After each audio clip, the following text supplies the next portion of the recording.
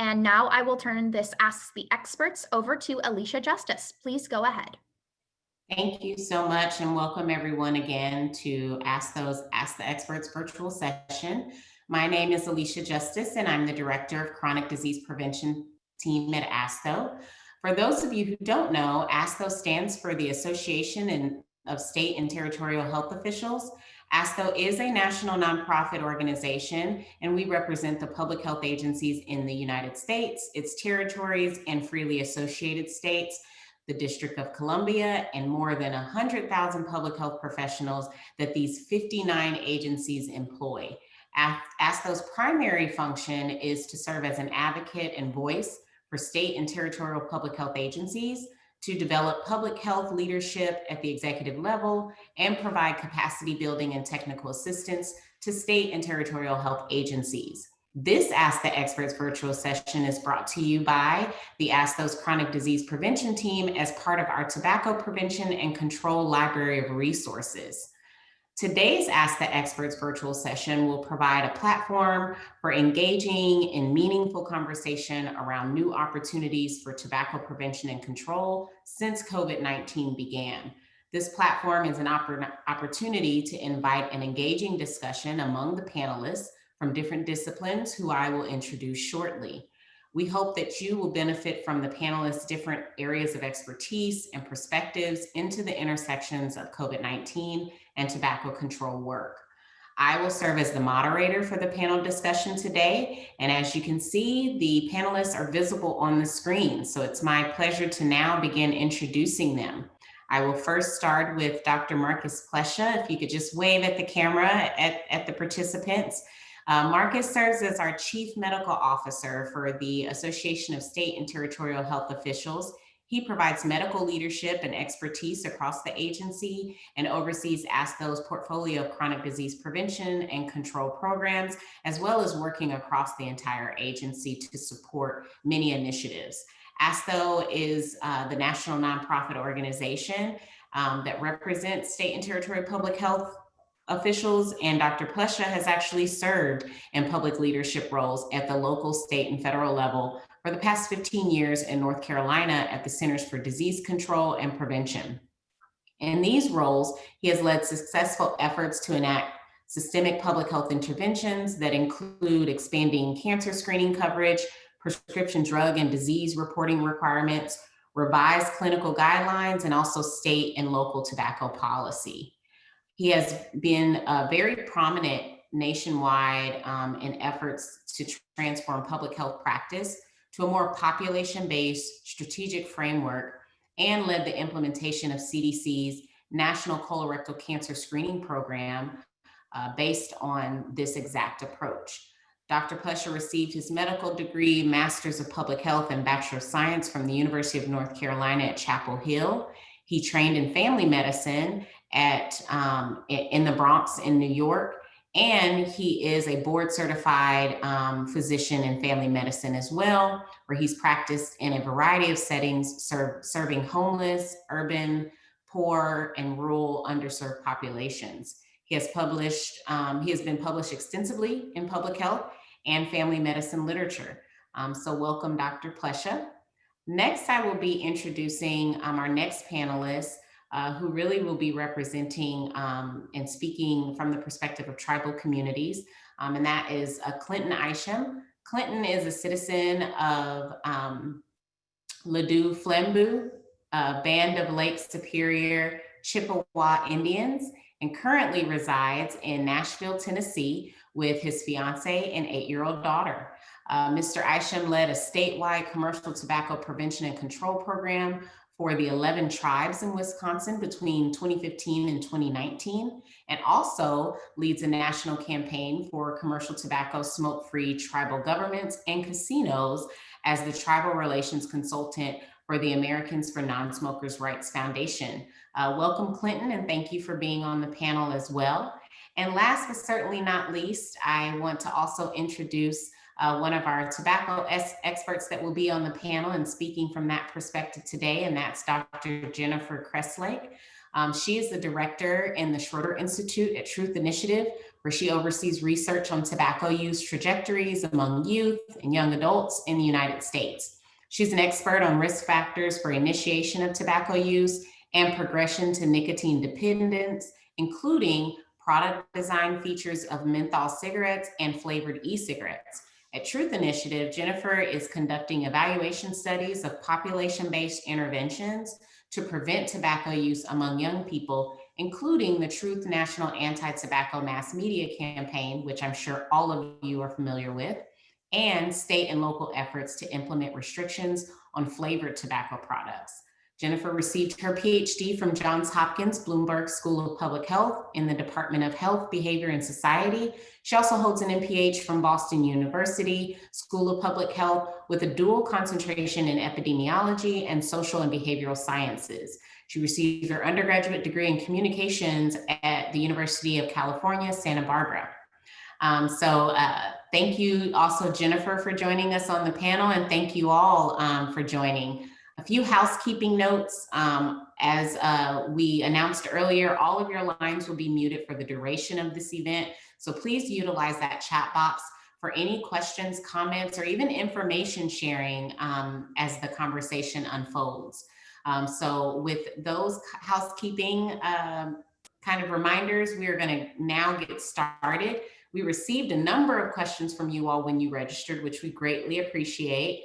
We categorized the questions as best that we could that you all submitted, and then created a question guide to kind of capture some of those key points. So we hope that today's discussion will provide some responses and insight and ideas to the questions that you all submitted. And certainly feel free to add in additional questions in the chat box. We will try to address as many of those as we can as time allows. And again, we really welcome you all to do any information sharing that you all may have related to these topics with the fellow participants. So today's discussion, as we mentioned, will center around COVID-19 and opportunities for tobacco control and prevention. We're going to start by diving into the link between tobacco use and COVID-19.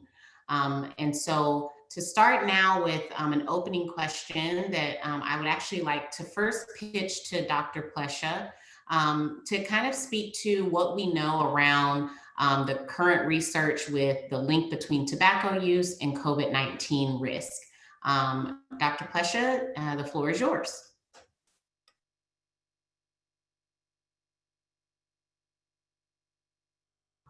Great, thank you. Sorry, I had a little hard time getting off of mute.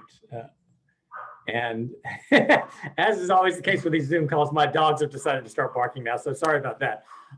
Yeah, so one of the things that we've learned from COVID is how vulnerable people with a variety of chronic disease conditions are for more significant reactions. And tobacco use, and particularly tobacco use when a person has developed some kind of chronic pulmonary condition like COPD or emphysema, those are conditions that clearly put people at much greater risk. And I think that not to be opportunist at a time that's very difficult for people, but I do think that there are some opportunities here to once again underscore the message of the significant health risks and deleterious effects of tobacco use, and particularly on the heels of the EVALI issue around electronic cigarettes that was all in the news before COVID hit. I think this is yet another thing that really drives home to the public that using tobacco products is not sort of a safe recreational thing to do. It's a thing that puts you at significant risk, particularly at times like these when there's an underlying condition that your tobacco use could make even worse. Great, thank you. And as a follow-up to all of the panelists, anyone who would like to jump in and respond, I would also just ask, we know about the links between mental illness and other behavioral health issues in connection with tobacco use. Has there been any work or research around the link between mental illness, behavioral health for those in terms of an increased risk of contracting COVID-19?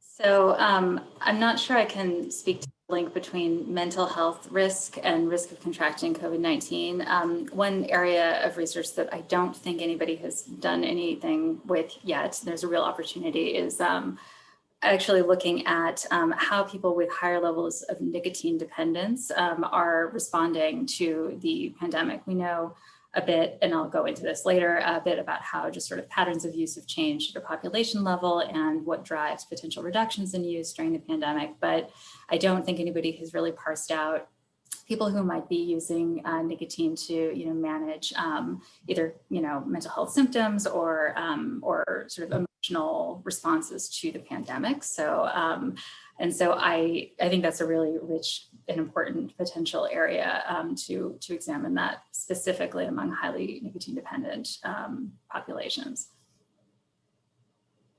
Great, thank you.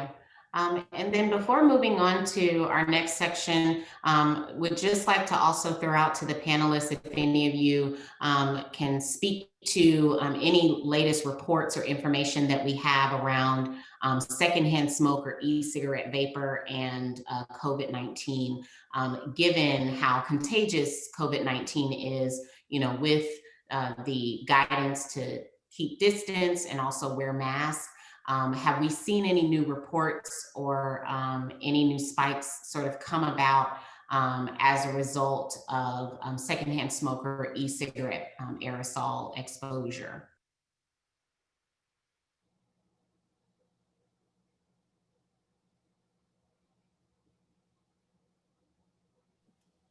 I also, and I will say a lot of this answers to these might be we don't know yet, because of course research is still very nascent. The one thing that I think is worth keeping in mind with that question, which I think will become more relevant once public spaces and more crowded public spaces start opening up again, if COVID is still with us, to some extent, and vaccination coverage isn't complete. I think that's one thing that that as spaces get more crowded and things like restaurants open up and, when there's not clean indoor air laws, I think that's where some potential very urgent questions will come up about the relationship between secondhand smoke exposure and COVID risk. And it's a little harder to do those studies in the context of homes because when you live with people, you're already at increased risk of contracting COVID from them. So I don't know if we can tease apart the added impact of secondhand smoke at least in the data that is easily available right now. But I don't know if the other panelists have any thoughts on this. I'm not sure that I have a whole lot more to add to that. It is, I think with many of these things, it's just a matter of us learning more about COVID as data, becomes more available for it.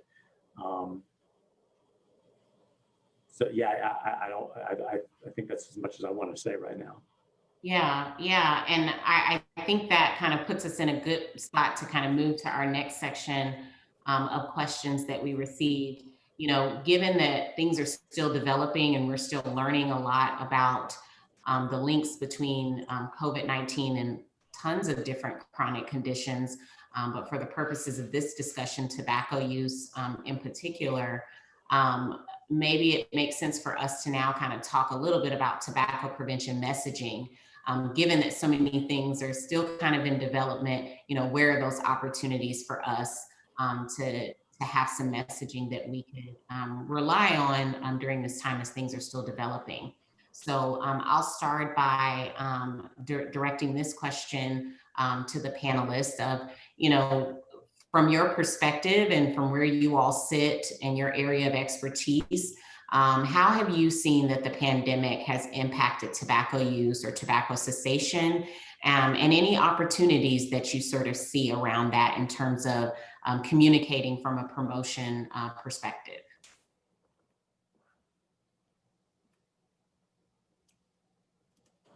I'm happy to kick this off. So one interesting thing that we've observed especially in the early months of the pandemic, is that at least with youth and young adults that I'm currently studying, they're less likely to be using e-cigarettes during the pandemic compared to immediately prior.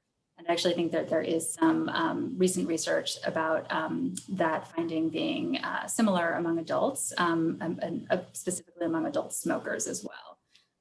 So as far as the youth and young adults are concerned, as many of you know, the e-cigarettes have replaced cigarettes, combustible cigarettes, as the most popular tobacco product among young people. And for the past several years, we had been watching this rapid and dramatic increase in e-cigarette use among young people, which was really, up until March 2020, was showing no real sign of stopping. And we think that, then we have seen this decline.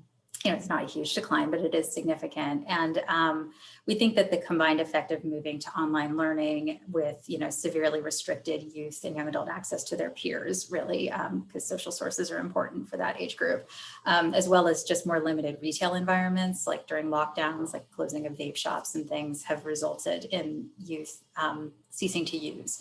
And whether that will be sustained cessation over time when, things open up again is an open question. On the one hand, it's encouraging because it's the first time since really the introduction of Juul, I'll just call out Juul, that we've seen any sign of this slowing down in that population. So I think that we'd be wise as a field to seize, these small opportunities where we have them, to sort of sustain any drop that we observe in tobacco use in any age group, with targeted interventions that can sort of turn the tide in terms of reinforcing these changing social norms, implementing stronger restrictions while we can on the availability of products, including, like regulating flavors and things, which I know a lot of state and local jurisdictions are trying to do, or talking about doing, and also placing greater restrictions on retail environments in terms of youth access. So, such as vape shops and things like that. And as I mentioned earlier, the thing that we don't have a lot of nuanced data on is, for the people who are not stopping use for all these sort of more structural kind of barriers. A lot of young people are occasional or experimental users. Most of them have not progressed actually to daily use yet. And we really do need some more research on how, especially among adult populations and older adult populations at increased risk of COVID-19, or COVID-19 complications, how they are handling the pandemic, like emotionally, in terms of like really doubling down on and smoking more intensely and more frequently. That I think is a real question mark in terms of what the pandemic has done to people's coping mechanisms and things that might involve tobacco use. Yeah, so I'll just add to that. That's encouraging to hear. I think that the one thing that we are concerned about, though, is that everybody who works in public health is so distracted right now, and it's really been hard to keep track of other things that are really, really important to people's health in the midst of this pandemic. And not to undermine the importance of responding to the pandemic, but it is worrisome that there's potential for a lot of things to sneak up on us. And I think particularly much of the area around tobacco prevention and tobacco control, because as we all know, the industry is so pervasive and has a history of being very sneaky. I think we're all very concerned that we could see some of our progress undone if we're not careful. And I'm not sure what the solution is to that. I mean, I want to be very sympathetic that state and local public health departments and really everybody else is going full speed ahead on the pandemic response, and they just don't have a lot of bandwidth for other things. I do think that the tobacco control community has done a good job of staying on task and staying on message on this, but it's hard for you to be effective with that when your leadership is so distracted with other things. Hi, this is Clinton talking, finally. I think, so the tobacco control and COVID-19, I guess in the area where I work, it's been very, the messaging and the tactics to prevent, I guess, secondhand smoke and the spread of COVID-19 has been very similar. And meaning that what's required is a lot of like strong messaging and policy work, and then of course implementation, so that that these policies are, I guess, unfolded in a way that works for the community that it's intended for. And I guess one of the things that I'm afraid of is the work that's been done in tribal communities, especially with a lot of tribal casinos that went smoke-free this year, of them kind of reverting back to going to smoking. And I know a lot of communities, or at least states, are smoke-free now, and it's quite different from in a lot of tribal areas.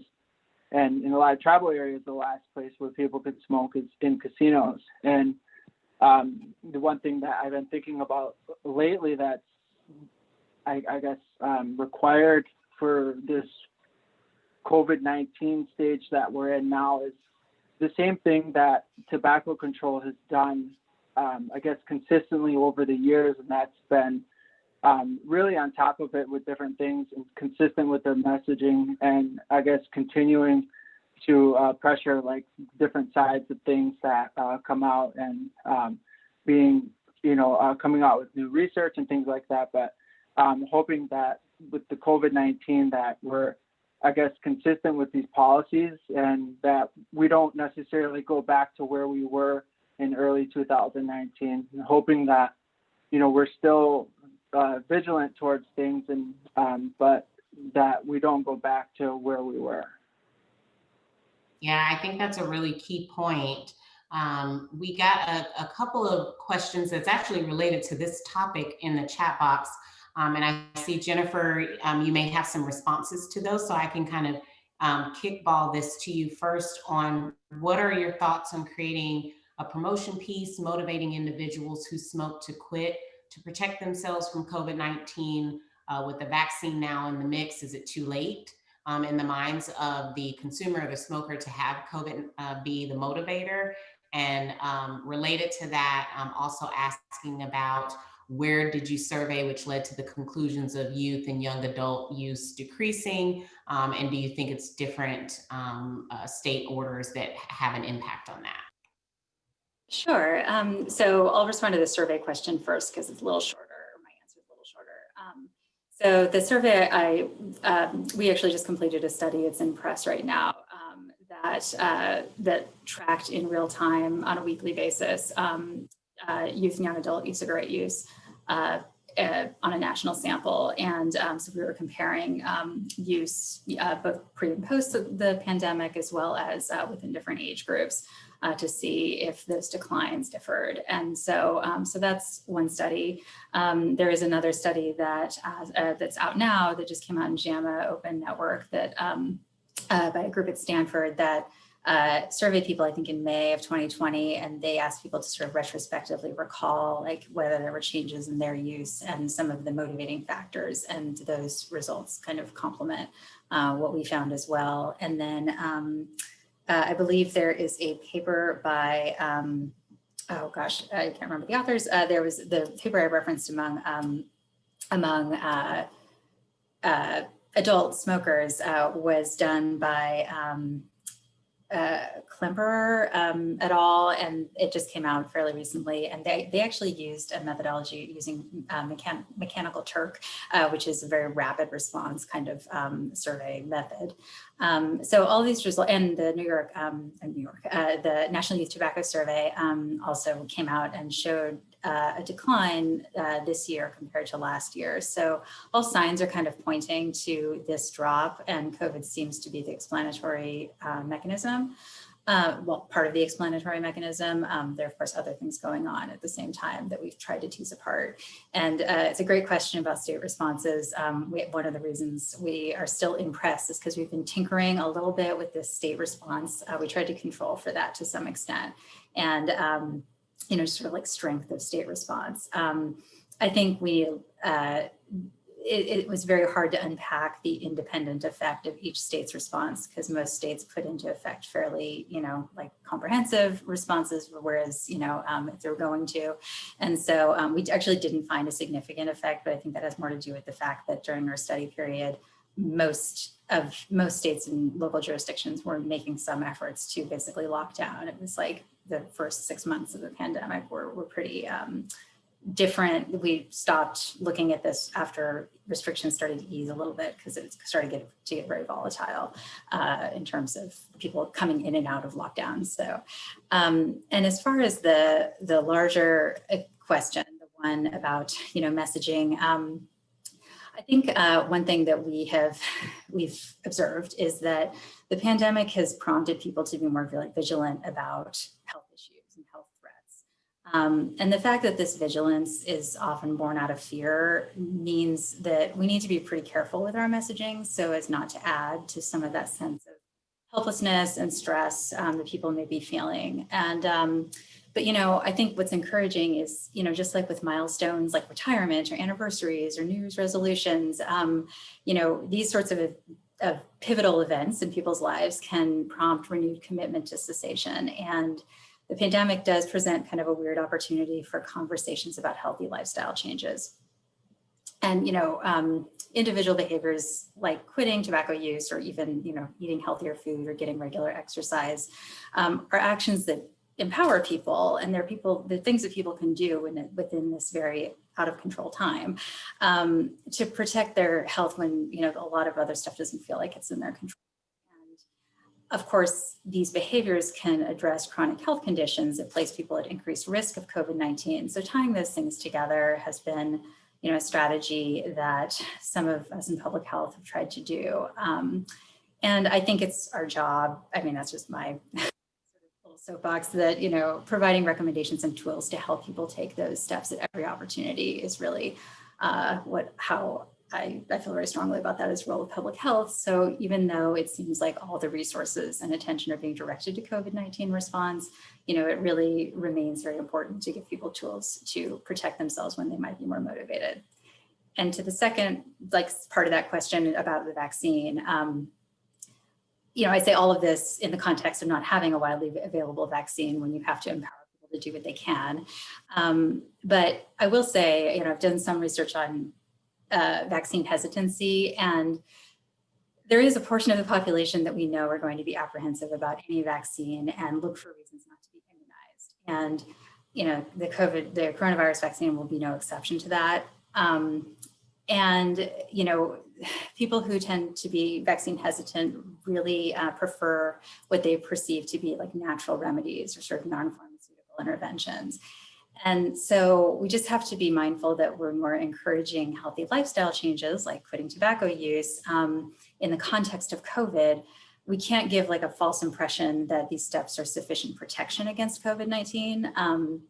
And, you know, they complement, but don't replace vaccination behaviors. So I guess my main takeaway is, you know, that we should tile recommendations with encouragements to be vaccinated as soon as it's offered, just making sure we align messaging with other parts of public health that, you know, are doing that, just to make sure that people are empowered to make healthy lifestyle changes, but also know that the first line of defense against COVID is actually vaccination. So, yeah.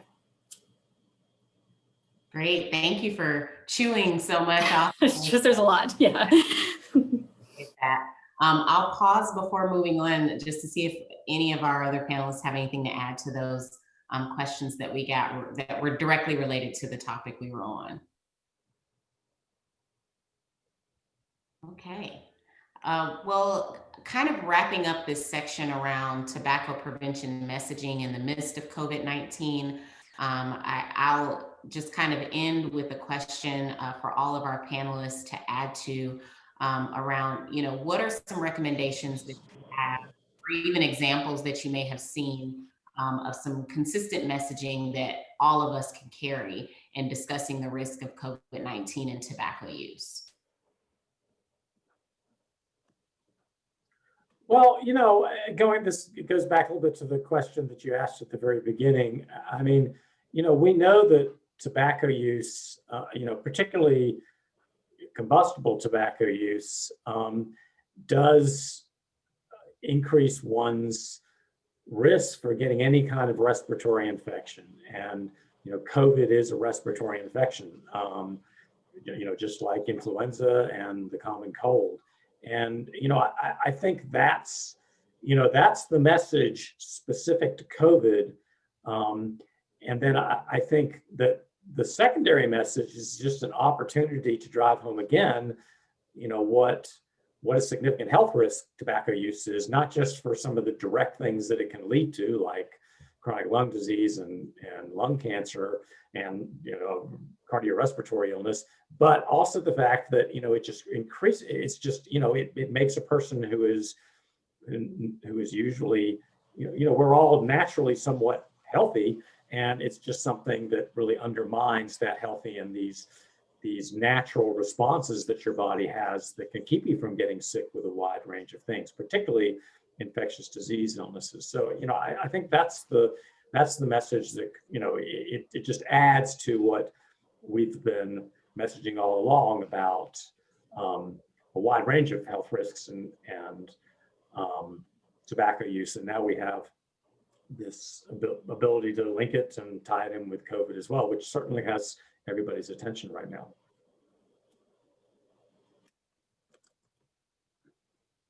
Clinton, anything to add to that in terms of consistent messaging or examples that you've seen that are showing some positive effect in talking about tobacco use in COVID-19?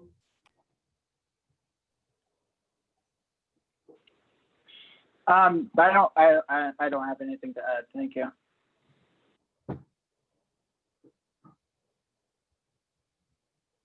You're on mute, Alicia. You're on mute.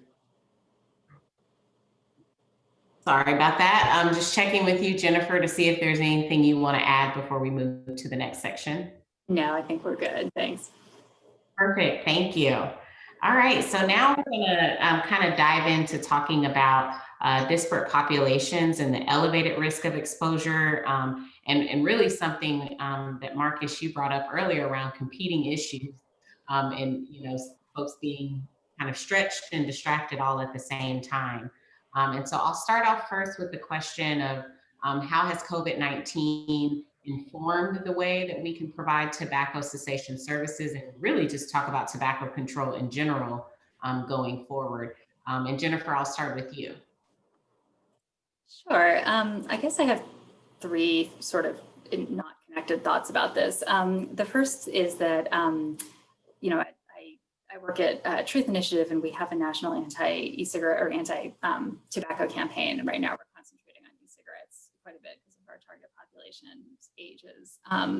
But one thing that we encountered was that we had real conversations about how to remain relevant during the pandemic, and you know, making sure we did not kind of miss the point in terms of just seeming tone deaf and just talking about tobacco as if there was nothing else going on. And so I do think that there are ways to kind of connect tobacco use behaviors with things that are important and priorities, you know, for people who are facing comorbidities and other sort of stressors during this time, you know, socioeconomic or otherwise. And so I think, you know, that remaining sensitive to that is super important. And I think that we've found pretty good receptivity to messages that directly confront, like, you know, those larger concerns that might not directly relate to tobacco at first. You know, one thing that, well, there's the other part of this is that, you know, one thing I've always had drummed into my head when doing health communication is that when you're trying to reach audiences like older populations or, you know, low literacy populations or low SES populations, that paper-based products are like key, and you have to use those because, especially among older age groups, you know, digital and you know, high-tech communication is just like overwhelming, or it seems inaccessible, or is, you know, financially inaccessible. And I think one interesting potential opportunity presented by COVID is that all of a sudden you have people being sort of forced to adopt digital technology in a way and use it for communication and receiving information in a way that they may not have been forced to before. And so they've learned, especially if you're just, you know, think of like grandparents and things, they've really learned to be more comfortable with that as an interface. And like when you think about telemedicine and things is suddenly a new area. So I think that that is a potential opening that COVID presents, and we might want to keep that as a new pathway to communication and intervention and cessation services that we haven't used as much before. And I think, you know, this isn't quite COVID related, but one thing that the COVID prompted approach to the national election really kind of inspired me to see that, you know, what we observed with the historic voter turnout in the recent, you know, election is that people do participate when you remove structural barriers to participation. So, you know, all of a sudden, like mail-in voting became easy and acceptable, and it was something that everybody could access, and we saw that people were willing to do it, or not willing, but were able to do it, and were, you know, like we made it easier to do it. And so why can't we do that with cessation services and other interventions? I guess one of the things that I found amazing about the COVID-19, I guess, education and resources that went out was it seems like we quickly focused our attention on communities of color, and there was a lot of attention that went towards communities of color in, I guess, very fast, because it was in, I guess, within a couple of months of us learning about COVID. And something that I can't speak for all communities of color, but something that I seen specifically with tribal communities was that help in a form of funding and expertise and other things came to tribes very quickly. And I guess tribal leaders were really equipped with finding ways to help address COVID-19. There was a sense of urgency that was there. And they had a lot of things that they were equipped with to help deal with it. And I think if there's one thing that I guess we could learn with tobacco prevention moving forward is, I think we all know that there are a lot of disparities in tobacco between different ethnic groups that still exist. And there's still a sense of urgency that's required to address those issues with people, with communities of color. Specifically with tobacco, and that includes tribes too. There's a large percentage of tribal communities, tribal people still smoke cigarettes, and I think there really needs to be the sense of urgency that goes to tribes in other communities of color, that is in the form of funding and other resources. And these opportunities are given to tribal leaders so that they can try to figure what is the best messaging and what is the best way to, I guess, address this with their specific community, because the messaging and the tactics are going to be different across the many different communities. I think we have, you know, I think there's an opportunity like we've never had before to really look at and address disparity as a result of COVID. And, you know, I think that some of the disparities for a wide range of conditions that are really obvious to us, you know, I think there are a lot of people who just aren't very sensitive, or have not in the past been very sensitive to some of those things. And I think that it would be very hard for people not to see that and see some of the disparity and the inequity and the unfairness that's been brought to light by what's happened with COVID. I mean, the fact that, you know, the proportion of people who are contracting COVID is much higher among people of color and among low-income people. I think the fact that, you know, the likelihood of having a severe case or even dying is much higher in those groups. I think, you know, for people being able to see how much it's some of the, you know, in this case, a lot of it is the working situation that many of these people are in. I mean, a lot of people, I think, don't pay a lot of attention to the working conditions in the meatpacking plants, or, you know, frankly, even in a grocery store, even though we all go in those. And I think, and I mean, I hope, but I also think this is based on some reality of just seeing the response as far as some of the demonstrations and then some of the turnout for voting. You know, I do think that some of these things that have been invisible to many people aren't so invisible anymore. And so that's why I think there's a real chance here now to finally address some of the disparities that have been really challenging for us to address. I mean, I'm sure all of us on this call care about disparities and want to make a difference in them, but it's really challenging to figure out what to do. And it's rare that you get a good example of something that really works. But with this level of attention, I'm really very optimistic that we'll begin to really make use of the handful of evidence-based approaches we have, but also begin to really delve into and identify, you know, other approaches. And, you know, this I think is very relevant and germane to tobacco use, but it's also relevant to the conditions that tobacco use contributes to, and then to a wide range of other health and public health issues.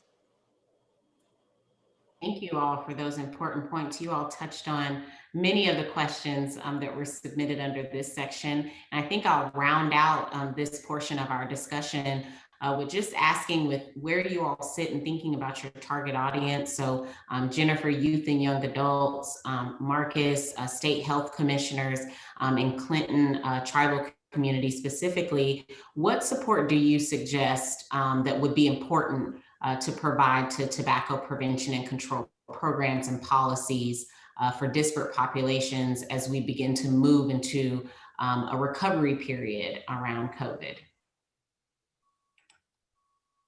So the researcher in me has to say, we need more robust data on diverse populations. We don't have often sufficient data to really tease apart relationships among, non-white respondents. Like it's a trenchant issue. And so, oversampling when there's surveillance efforts at state and local levels in order to just make sure that you have sufficient data to make, compelling points about differential impacts among communities of color, I think is a key priority and really critical, I think, just to kind of informing action on this. One thing that I am encouraged by is that, in addition to, because of the pandemic, finally everybody knowing what an epidemiologist is, it's been very gratifying. I've actually heard the term health equity in just like lay language now on news media, and people seem to be understanding not just that there are disparities, and there's, I think, been really nice framing in certain coverage of COVID in that it's not just that, effects are worse, but all of the underlying reasons why they're worse, just from a sort of social standpoint. And, and it's not just that we are sitting here sort of talking about disparities, but also that our goal really is achieving health equity and actually like putting systems in place that help to achieve that. And so the fact that this is a more familiar vocabulary, a more familiar paradigm now to people outside of public health is really encouraging for me, and I hope that we can kind of sustain that momentum. I think a big part of the process of ensuring health equity is really like collaborating with these communities, or I work with tribal communities, so collaborating with a lot of these tribal communities, and I think I talked about that a little bit earlier, but I think how that it's like this trust process really, and building coalitions, not necessarily with between tribes and the government, but tribes and the communities that are surrounded by tribes. And when funding goes to these different tribes to have the tribal communities or the communities of color really be the ones that have they have flexibility and they have control to create their policies and to create their messaging to what fits specifically for their communities. So when we think about like tobacco prevention, tobacco prevention in general, when the messaging comes out, we say that tobacco is bad and people can't use tobacco. But when that messaging like goes to tribes, that's not necessarily true, because we have a different relationship with tobacco and we use tobacco in a very different way. And that is not recreational. So when we see messages like "don't use tobacco" and "tobacco is bad," that messaging doesn't work it doesn't work for us. And I think it's the same across different communities, is that we need to be working with these, whatever the community is, with the grass top leaders in that community, the elected officials in that community, and working with other the members of that community to find out, okay, if there's a policy that's needed, or if there's more that's needed, how do we do that? How should this policy look? What needs to be the enforcement measure? How does it need to be implemented? What does the messaging need to look like? And all of that involves like this sense of urgency, a sense of all the surrounding communities that have experienced doing this work and creating policies and making their bars go smoke-free and their restaurants go smoke-free. It requires these communities to then go to tribal communities and say, hey, like, how can we help? Not how can we do this for you, or, do it my way. It's how can we help assist this process and how you need it done. And I think that kind of carries in whatever type of prevention that is needed, whether it's tobacco prevention or drug prevention, whatever it is.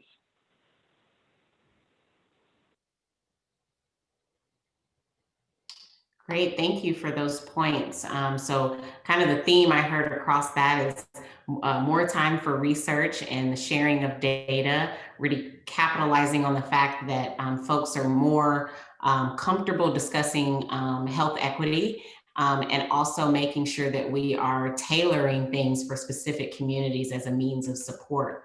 And so we're going to dive in a little bit more, Clinton, in your area of expertise, and looking at the impact on tribal communities.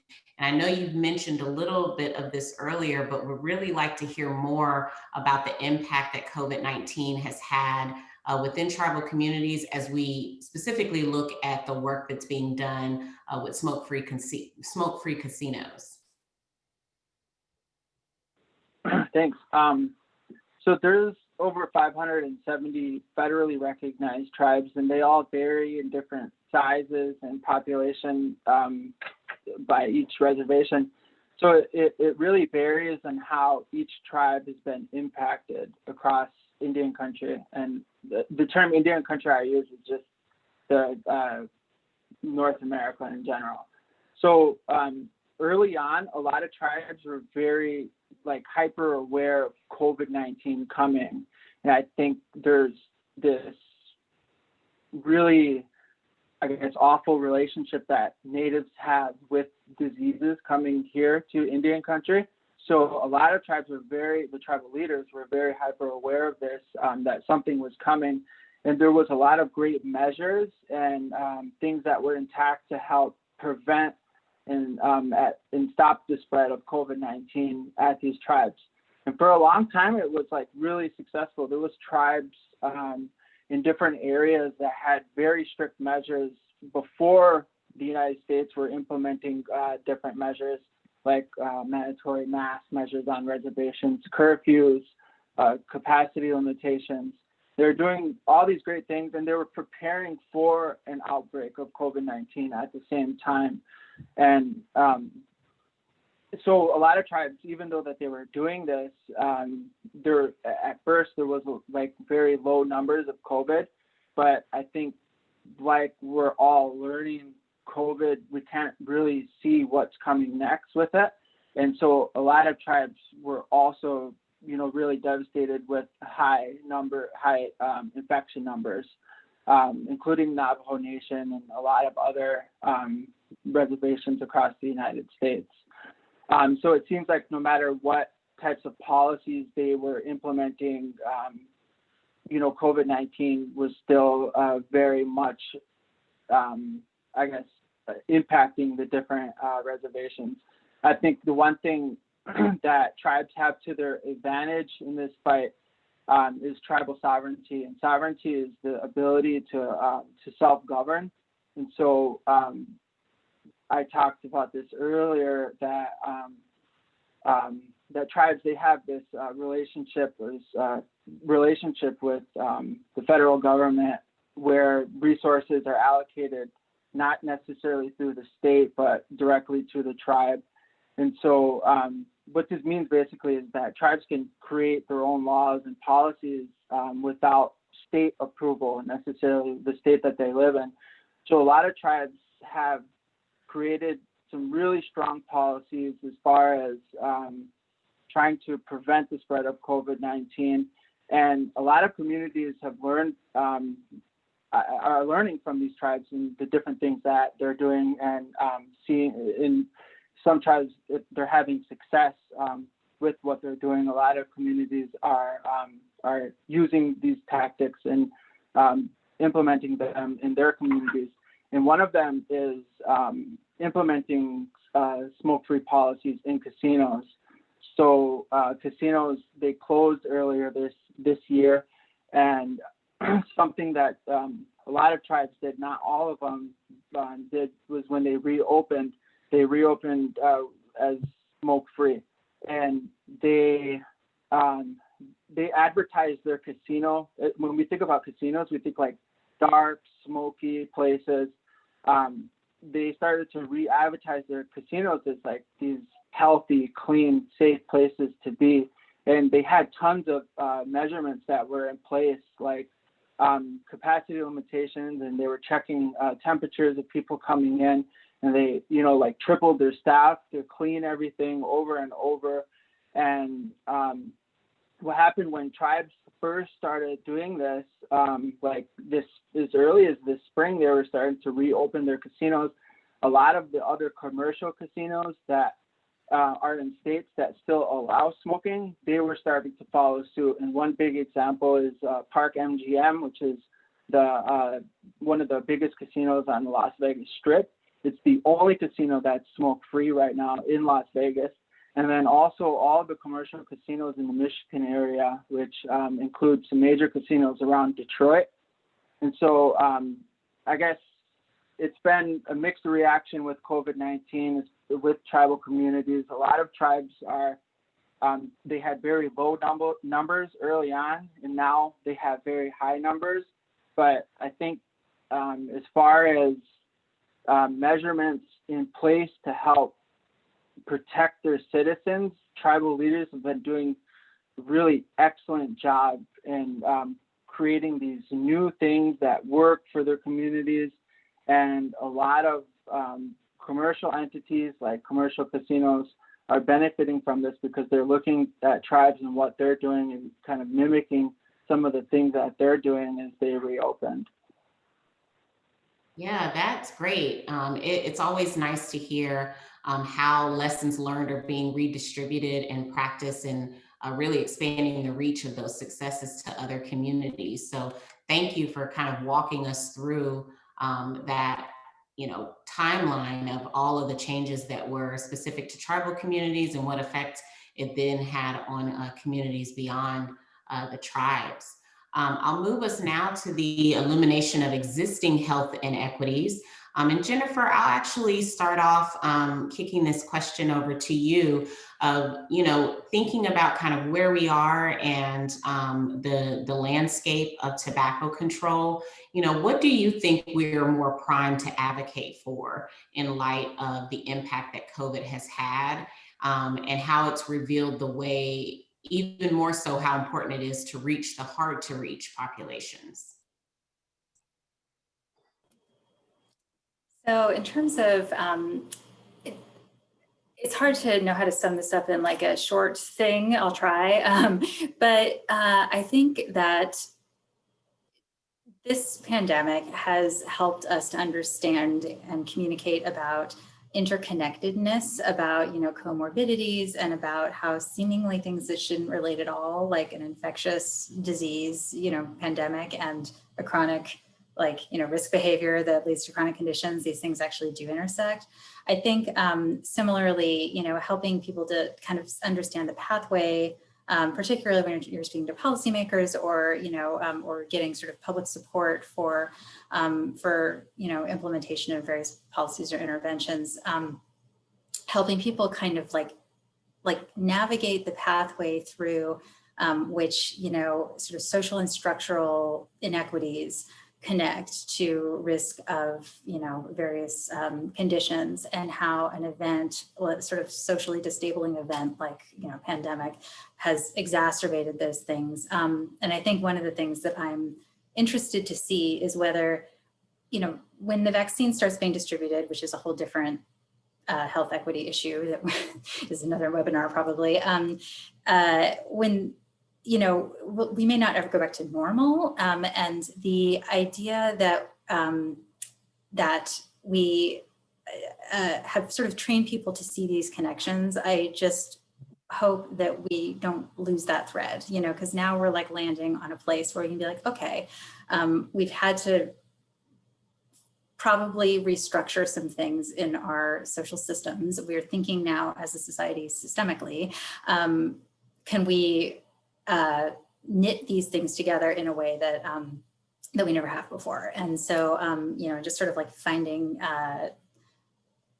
every opportunity to kind of identify and remove some of those, structural barriers to health equity, I think is, and I know that sounds super general and lofty and like, but I think there's like incremental things that you can do, and just keeping on the agenda with every initiative, like, okay, so what's the health equity implication here? Or what's the sort of like specific thing that we know is a barrier to, to services, or to sort of, achieving the desired health behavior. No, I think you bring up a really important point that that was nodded to earlier as well, around, we have a real opportunity, with having that attention, kind of the whole world around one thing, where, people can really no longer ignore some of these grave disparities that some of us in public health have very much been aware of. And so that is going to kind of lead us into our discussion around strategic foresight. And Marcus, I want to pitch this question to you first, given that you're a chief medical officer at ASTHO, where our members are those executive leaders of public health agencies. And so, what are some key areas that either you've heard some of our members or some of our staff have kind of thought about to proactively think through the type of support that state health commissioners and their staff, who are on the front lines right now, responding to COVID, who will be on the front lines as a part of that vaccine distribution, but also just really represent our key leaders in chronic disease management services. So have you had time to sort of think through or hear from any of our members on some key areas that some of us could be thinking about right now in terms of what kind of support is going to be needed to really sustain the progress of public health agencies in light of these sort of back-to-back pressing issues? Yeah. Well, speaking in, first of all, just to tobacco control, I mean, I do think it's important for folks to know that in my conversations with our members and interactions with them, I mean, tobacco control is an issue that I think across the board, all of them are very engaged and all of them are very concerned in with, they were very active prior to the beginning of the COVID pandemic in some of the work around electronic cigarettes and then EVALI.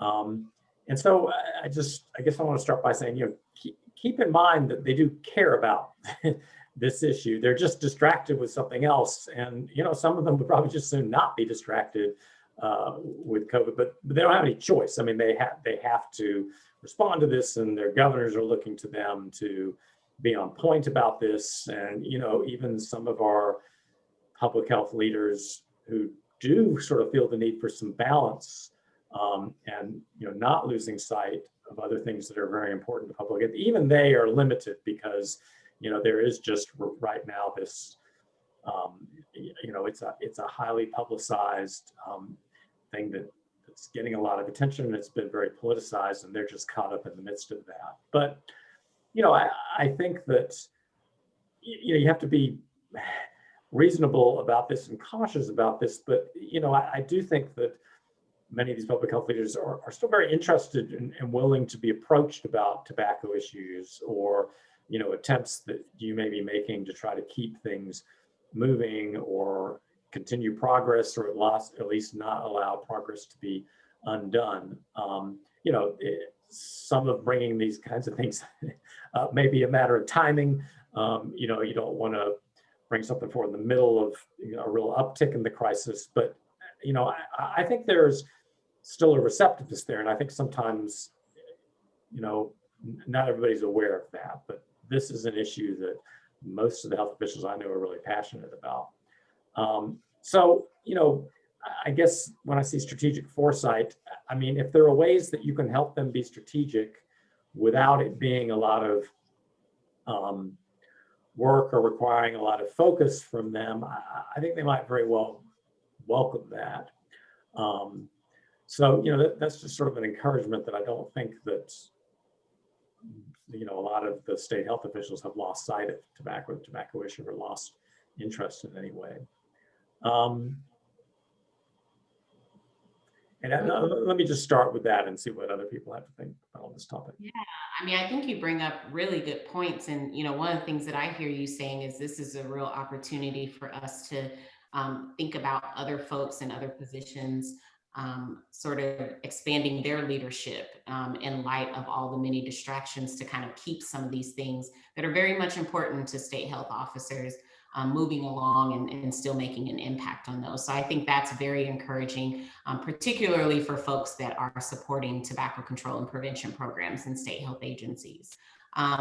Clinton or Jennifer, if you all would like to add anything to that before we move to our next section.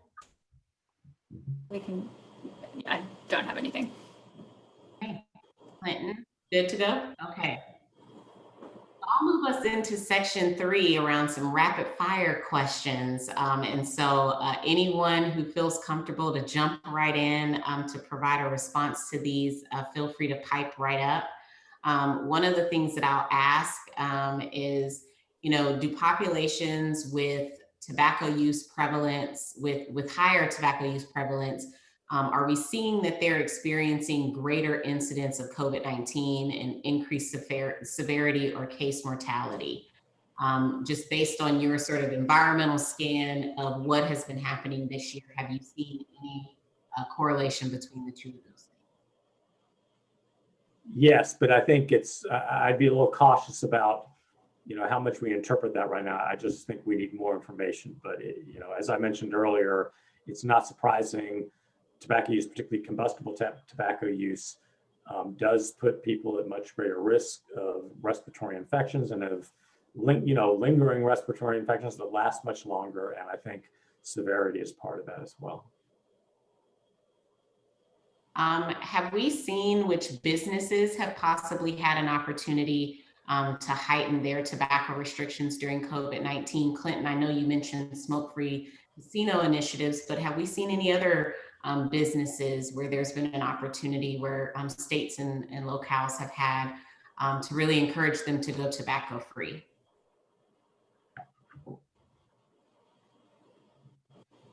well, I think tobacco advocates around the United States have done a really good job with all the work that's already been done, because it seems like the last place that people are allowed to smoke indoors is really in private homes or in casinos at this point.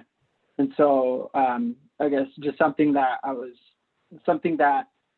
we've been doing these past couple of months at Americans for Nonsmokers Rights Foundation is just placing an urgency on kind of closing that gap of the casino. It's like this is the last challenge that we have in regards to I guess a large disparity that still exists in tobacco prevention and control.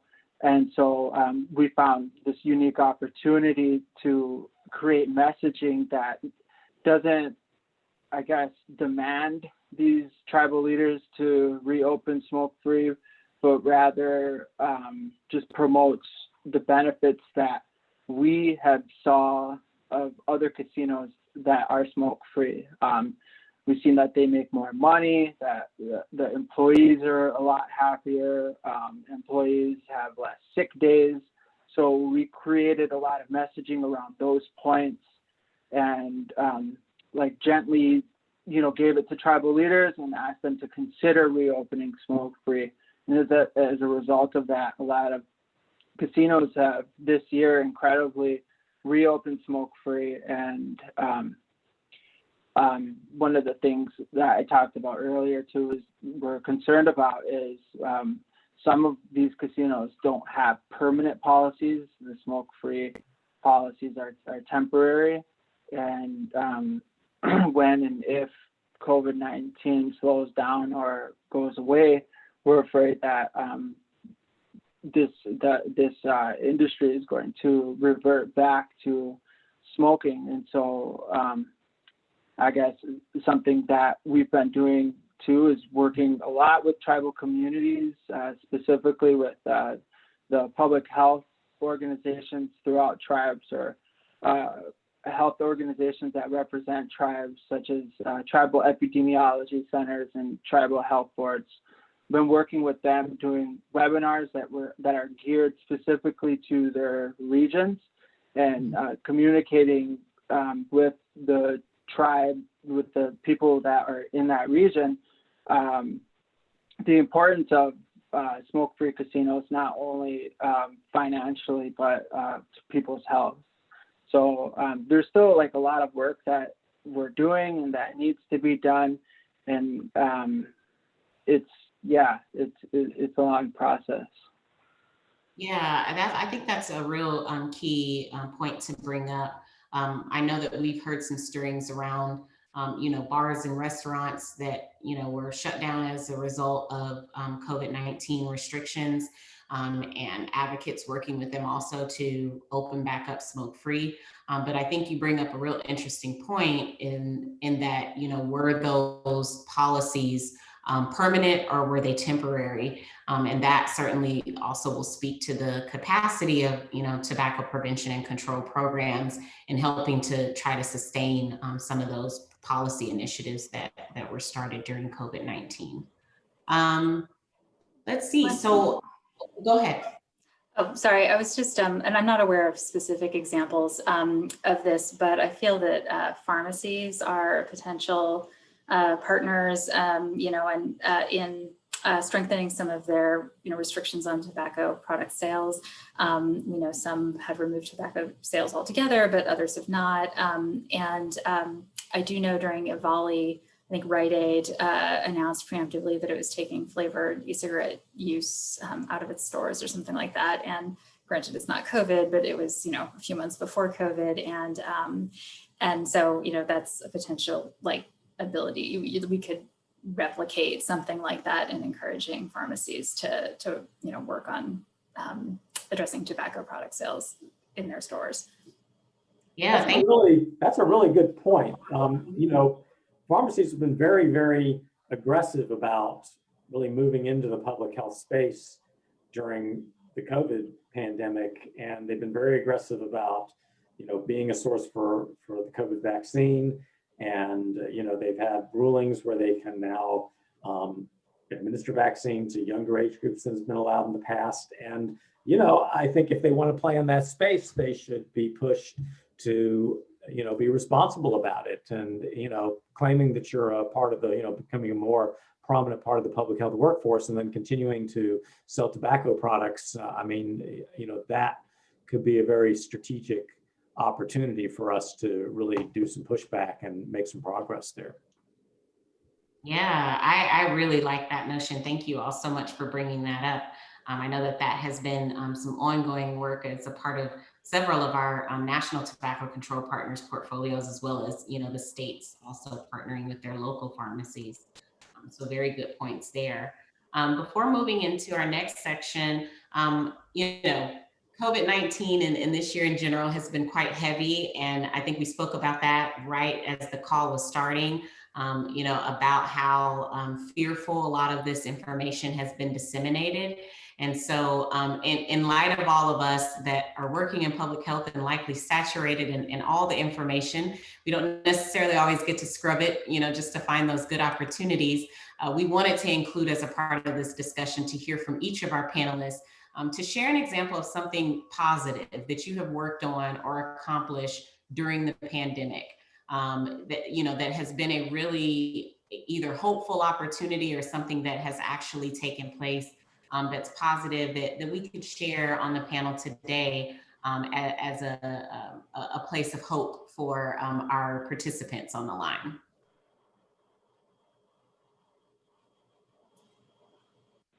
I guess I'll be Good. I'll be quick. The one positive thing that I'll take away from all this work that was done is the relationships that were built through Zoom and through like this challenge that all of us were trying to overcome. It seems like the relationships that we built in doing work throughout tribal communities, not only with tribal partners, but a lot of non-tribal partners, has just been really amazing and hopeful in that, you know, no matter what challenge comes our way, it seems like we can figure out I guess, a method of getting things done in a timely manner and being effective in the things that we're trying to do.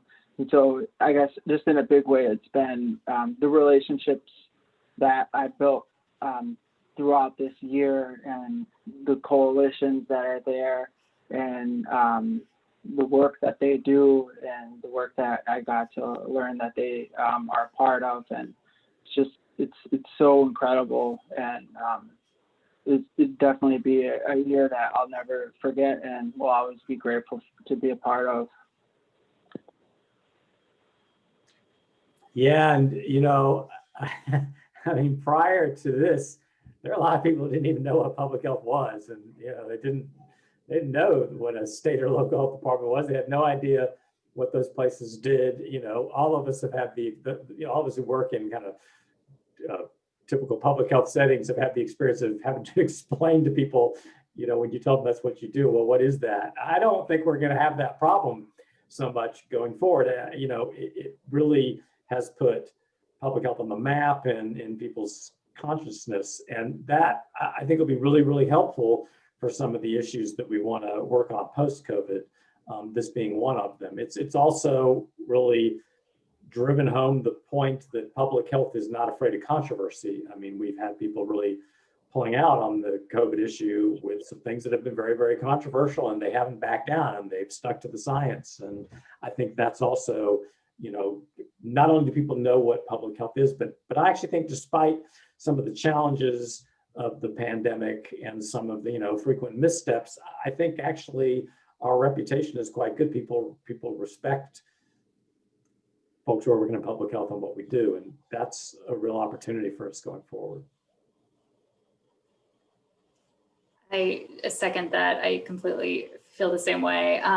One thing that has sort of hit me a few points in the pandemic is that it's so weird and so, I don't want to say inspiring, but it's reassuring in a way that this is kind of one of those events that has unified the planet. Like we're all in big and small ways experiencing the impacts of this event. And, you know, we're all kind of having the same dialogues about, you know, like how things are going to be, how we're going to handle it, how to triage, you know, issues. And I think, you know, certainly within public health, which is vulnerable to being siloed across different sort of specialties and areas, this has really been an unprecedented opportunity, I think, to build new connections and partnerships with like seemingly disparate areas within public health and beyond that we have never really had an excuse to build before. And so I can think of, you know, several examples from my own work, and not just building connections between issues, but actually like reaching out to people that I would have had no reason to reach out to before, but I needed to talk to, you know, an immunologist about something. And so suddenly we have a conversation. So I think that that's certainly within health departments. I think that that's always a value to recognize cross-cutting issues. And so that has been an unexpected nice thing about the pandemic. Yeah, I appreciate all of those things. And, you know, I got warm and fuzzy feelings hearing about all of the responses that you all gave, because I too experienced a lot of that, you know, partnerships that were made as a result of, you know, the all hands on deck that we all had to assume during this time, and really helping to explain exactly what it is that we do, I think is also important. I probably won't ever be able to convince my great grandmother that I am not a surgeon, a doctor of some sort, but she at least knows that I'm playing some kind of role within this public health pandemic that's going on right now. But I do think more people are going to kind of understand us and really take our insights seriously. So those are all positive things.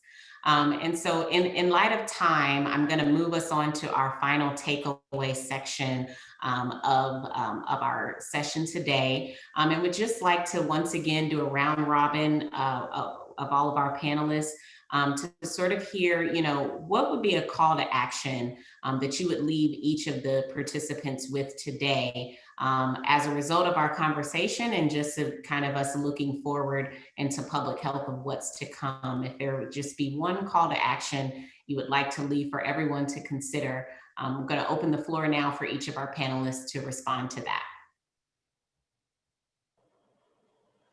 My call to action to people would be to persevere. I think I hit on this theme a little bit more earlier, but you know, this tobacco control is an issue that we're all on this call very passionate about. And, you know, it's challenging when something else comes along and, you know, takes all the air out of the sails. And in this case, I mean, I think we all understand why it has. But, and, you know, I've been in positions in my career where, you know, something else has come up that's getting all the attention that's difficult from the thing that I'm trying to move the bar on. And it can be kind of discouraging.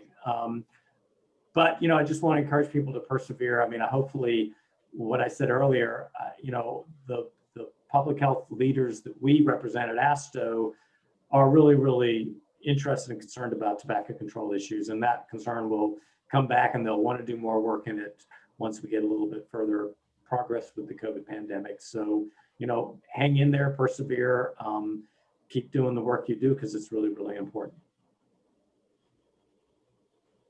Others? I'll follow up on that with a similar idea, which is, you know, where there's momentum, you know, capitalize upon the momentum and sort of don't lose it once the, you know, acute kind of stuff has faded. I think, you know, to my earlier point about having new connections and new partnerships and sort of new agendas to address this crisis, like, you know, sustaining those and, you know, making them intentional and having, giving those things longevity, I think is something that could come out of this experience. Clinton? My call to action would be to not be afraid of being uncomfortable. I think there's going to be a lot of weedy areas that we're going to have to trek through moving forward. And what that's going to require is for us to